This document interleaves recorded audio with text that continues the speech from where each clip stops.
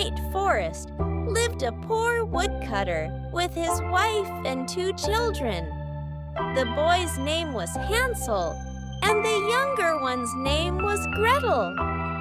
The woodcutter lived from hand to mouth and had no work.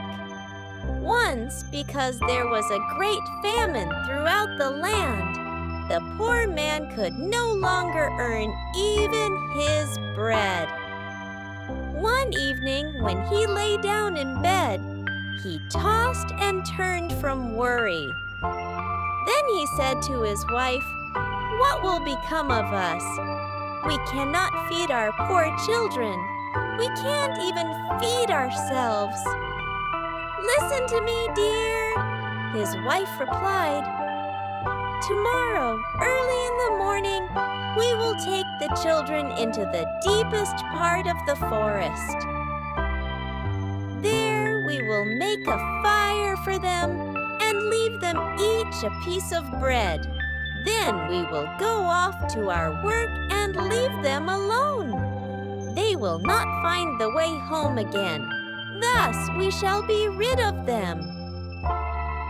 "No, dear," said the man. "I cannot do that. How can I leave them alone in the forest? Soon the wild beasts will come and eat them." "You're a fool," said his wife. "Then all 4 of us will die of hunger. You may as well start building the coffins right now." She nagged him without stopping until the poor man finally agreed. Yet he kept saying to himself, "But I feel so sorry for the children." The 2 children had not been able to sleep from hunger, and they had heard what their stepmother had said. Gretel began to cry bitterly and said to Hansel, "Will this really happen to us?" "Hush, Gretel," answered Hansel. "Don't worry, I'll take care of both of us." When their parents had fallen asleep, the boy got up, put on his coat, and quietly opened the door. The moonlight was shining on the little white pebbles in front of the house, which glittered like silver coins. Hansel bent down and filled his pockets with as many of these pebbles as he could carry. Then he went back to his sister and said, "Don't be sad, Gretel. Sleep peacefully. God will not forget us." Then he too lay down in bed. When day broke and the sun rose, their stepmother came and woke them up. "Get up, you lazy bones. We are going into the forest to chop wood," she said. And she gave each of them a piece of bread. "This is for your lunch. Don't eat it beforehand, for you'll get nothing else." Gretel put the bread into her apron because Hansel's pockets were full of pebbles. Then they all set out together toward the forest. After walking for a while, Hansel stopped and looked back toward their house, and he did this several times. Their father said, "Hansel, what are you looking at? Pay attention and don't lag behind." "Well, father," said Hansel, "my white cat has climbed up on the roof, and I think it is saying goodbye to me." But the stepmother said, "Nonsense, that's not your cat. That's just the morning sun shining on the chimney." In truth, Hansel had not been looking at a cat. Every time he stopped, he had dropped one of the shining white pebbles from his pocket onto the ground. When they reached the middle of the forest, the father said, "Now, children, gather some wood so that I can make a fire for you. Otherwise, you'll get cold." Hansel and Gretel gathered a pile of sticks, and when the fire was burning brightly, the woman said, "Lie down by the fire, children, and rest a while. We're going to cut wood, and when we're finished, we'll come back to fetch you." Hansel and Gretel sat by the fire, and at noon they ate their pieces of bread. Because they heard the sound of an axe in the distance, they thought their father was nearby. But it was not an axe they heard.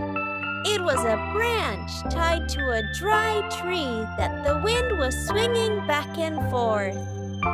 After they had sat there for a long time, their eyes grew heavy from weariness, and they fell into a deep sleep. When they finally woke up, it was dark all around them. Gretel began to cry and said, "How will we ever get out of this forest?" But Hansel comforted her. "Wait a little until the moon rises, then we'll find our way." When the full moon had risen, Hansel took his sister by the hand and followed the trail of shining pebbles, which gleamed like freshly minted coins. They walked all night long, and as morning dawned, they reached their father's house. They knocked on the door. When the woman saw them, she said, "Ah, you naughty children! You must have fallen asleep in the forest. We thought you would never come back." But the witch was overjoyed, for they had been very sorry that he had left them behind. And when they came closer, they saw that the house was made of bread and covered with cakes. The windows were of clear sugar. "Let's eat some," said Hansel. "We'll have a real feast. I will start with the roof, and you, Gretel, can eat from the window. It must taste delicious." Hansel climbed up and broke off a bit of the roof to taste it, and Gretel began to nibble at the window. Then a thin voice called from inside the house, "Nibble, nibble, little mouse, who is nibbling at my house?" The children answered, "It's only the wind so mild, blowing through dear Lady Wild." And they went on eating, not the least bit frightened.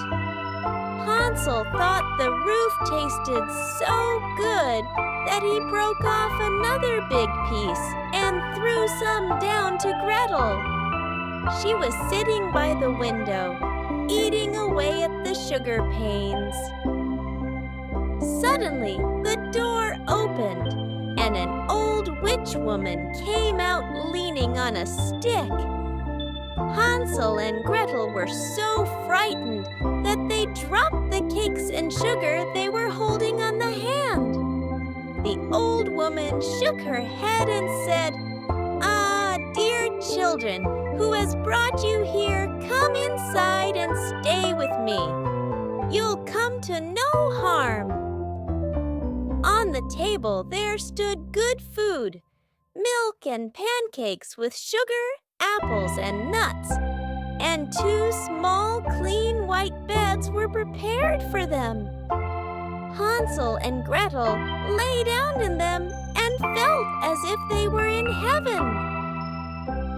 But the old woman had only pretended to be so kind. She was actually a wicked witch. She had built the house of bread only to lure children in. When she caught one, she killed it, cooked it, and ate it. Witches have red eyes and cannot see far, but they have a keen sense of smell like animals and can tell when humans are near. When Hansel and Gretel had come near, she had laughed wickedly to herself and said, "They're mine now. They won't escape me again."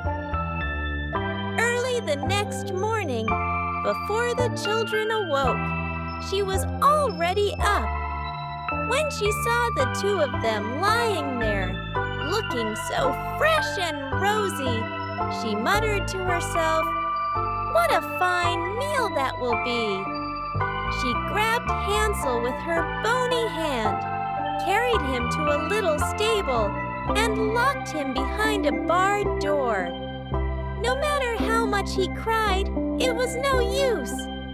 Then she went to Gretel, shook her awake, and said, "Get up, lazy bones. Go and fetch some water and cook something good for your brother. He's out there in the stable. I want to fatten him up, and when he's nice and plump, I'll eat him." Poor Gretel began to cry bitterly, but it was no use. She had to do what the witch demanded. Meanwhile, the best food was brought to Hansel, but Gretel got nothing but crab shells to eat. Every morning, the old witch crept to the stable and called, "Hansel, stretch out your fingers so I can feel whether you're getting fat." But Hansel stretched out a little bone instead, and since the witch's eyes were dim, she thought it was his finger and wondered why he wasn't getting any fatter. When 4 weeks had passed and Hansel was still as thin as ever, the witch lost patience and shouted, "Come, Gretel! Fetch water quickly! Whether your brother is fat or thin, tomorrow I'm going to kill and cook him." Ah, poor Gretel! How she cried as she carried the water. Her tears ran down her cheeks, and she sobbed, "Dear God, please help us! If only the wild beasts in the forest had eaten us, at least we would have died together." "Stop that noise!" yelled the witch. "It won't help you now." Early the next morning, Gretel had to fetch water again, and the witch said, "First, we'll bake bread. I've already heated the oven and kneaded the dough." Then she pushed poor Gretel toward the oven, from which the flames were already leaping.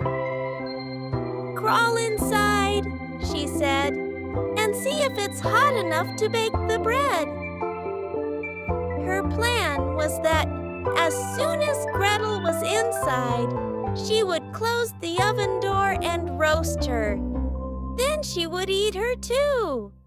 But Gretel saw what the witch meant to do and said, "I don't know how to get inside."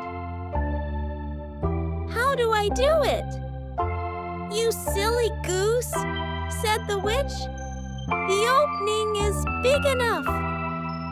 Why, I could get in myself." And she leaned forward and stuck her head into the oven. Then Gretel gave her a great shove so that she fell right in, and she quickly shut the iron door and fastened the bolt. The witch began to scream horribly, but Gretel ran away, and the wicked old woman burned to death miserably. Then Gretel ran straight to Hansel, opened the stable door, and cried, "Hansel, we're free! The old witch is dead!" Hansel jumped out like a bird freed from its cage. They hugged and kissed each other with joy, for now there was nothing to fear. They went into the witch's house, and everywhere they looked, they found boxes filled with pearls and precious stones. "These are better than pebbles," said Hansel, and filled his pockets. "And I'll take some home too," said Gretel, and filled her apron full. "Now let's go," said Hansel. "We must leave this enchanted forest." After walking for a few hours, they came to a river. "We can't get across," said Hansel. "There's no bridge and no boat." "But look," said Gretel. "There's a white duck swimming. If I ask nicely, maybe it will carry us over." So she called out, little duck, Hansel and Gretel are stuck. Across the water, take us do. We'll remember you so true." The duck came swimming up, and Hansel got on its back and asked Gretel to come too. "No," said Gretel, "we'll be too heavy for it." "Let it carry us one at a time." So the good little duck did just that. And after both were safely across, they went on walking. The forest began to look more and more familiar, until at last they saw their father's house in the distance. They started to run, burst through the door, and threw themselves into their father's arms. The poor man had not had a single happy day since he had left his children in the forest. As for their stepmother, she had died. Gretel opened her apron, and the pearls and precious stones rolled all over the floor. Hansel also emptied his pockets.